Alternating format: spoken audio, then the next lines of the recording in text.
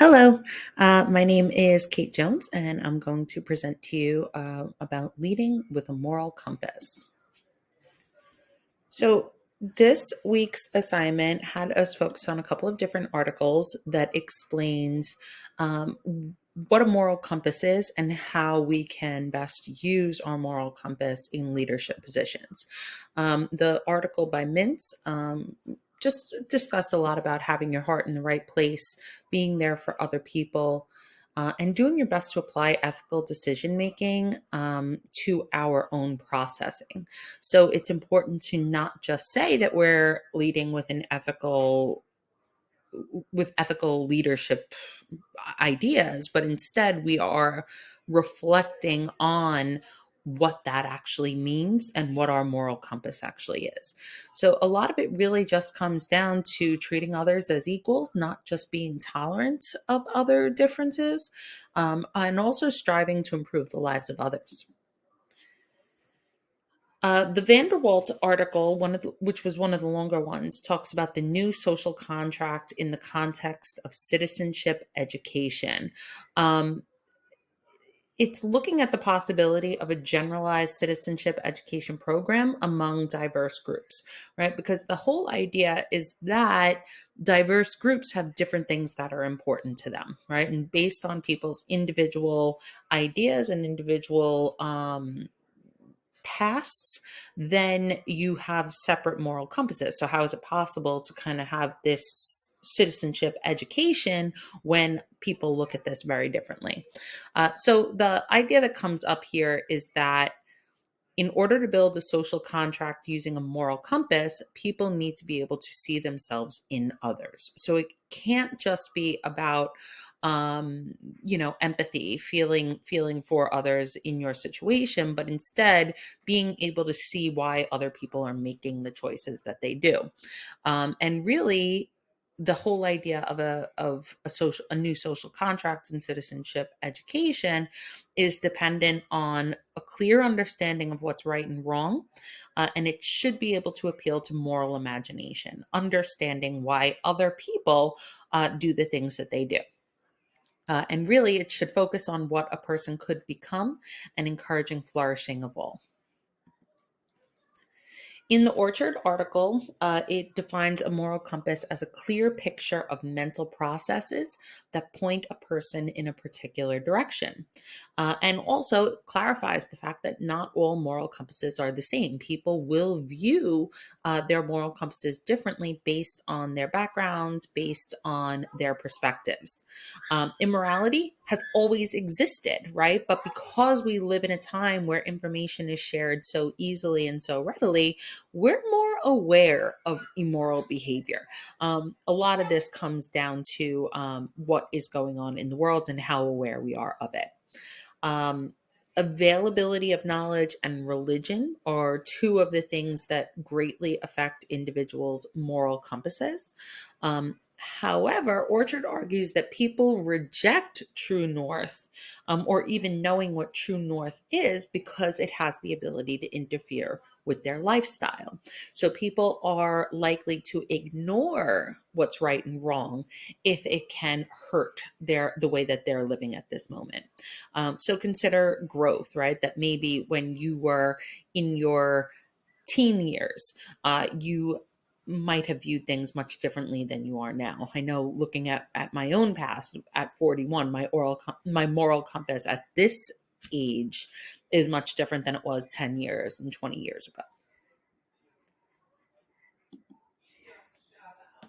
Our moral compass, here, this article by Wood says that moral compass is a set of personal values that guide our decision making. So we see this across all of the articles, that personal values toward decision making really are what's important here.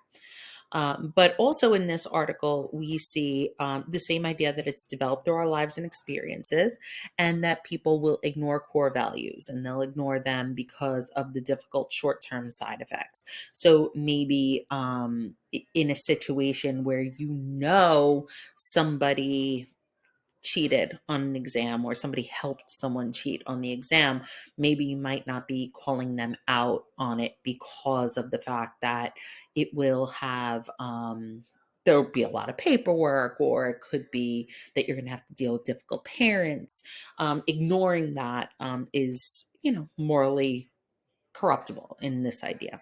But also that your empathy may inspire you to look away. The fact that you can understand it. Okay, listen, I get it. I had a really hard time in math as well, or my best friend struggled with math, so I let them cheat off of me. Maybe the fact that you feel um, empathy and kindness towards these people can also make you a little bit more hesitant towards your moral compass. And maybe there's a benefit to ignoring your values. Maybe it's a monetary benefit. Maybe it's a career benefit. Whatever it is, the idea of a moral compass is still important, and making ethical decisions should be based on the analysis of the consequences and actions. In the Zitzman article, it talks about what is a moral compass again and why we need one. Again, the idea here is that a moral compass helps ground your identity, protect the greater good, increase self confidence, be a good role model, and foster healthy relationships. It is This article in particular focused on the need to reflect on your moral compass in order to actually use it, right? They mention the same thing that's mentioned earlier. People believe that morality is on the decline, right? Even though it's probably just that we're more aware of moral ambiguity. By analyzing which values are more important, though, you can guide your behavior to support those values. And I think that this article in particular was very useful for me, because it made me you know what a moral compass is, but this kind of reiterated the importance of reflecting on it, and I found that very useful. A sound moral compass helps balance your needs with what is right for you and others. So, this idea that we are able to follow our moral compass, and by looking at that moral compass, reflecting on how it can best help us and help others. In the Mathiasen article, again one of the longer ones, it talks about encountering the stranger, and really it focuses on empathy and how empathy can sometimes get in the way of our moral compass, right? Because if we look at everything with empathy, we're more likely to feel the emotions of others, and that could kind of get in the way of us focusing on our moral compass. So if someone is doing something wrong for a good reason, we might ignore our moral compass because we can understand that. Empathy is important, though. I mean, it is important to have empathy. It's just when you think about empathy, don't let it get in the way of what is truly right. Empathy is biased. Empathy is self-centered in its own way. Consider me as a 41-year-old mother. I may feel empathy towards other mothers who are in difficult situations. I might feel more empathy toward working mothers because of who I am in my situation. Again, I can see that bias, so I understand where the article is coming from. Instead, they say to visit the other, come to terms with the world and learning to live in it, and strive to teach understanding more than just empathy. So, with all of this in mind, I made my own kind of rudimentary moral compass here. Sorry, it's not prettier. I'm really not that great at this, but the things that I find very important are personal responsibility, kindness, integrity. I also have a great need for resilience. So people being able to kind of pick up, pick themselves up by their bootstraps and move on. Um, Fairness and equity. I have these on different sides, and they are kind of related to each other. But the idea of fairness and equity, striving to make sure that everyone is viewed in the same way and receiving the same amount of resources. Honesty.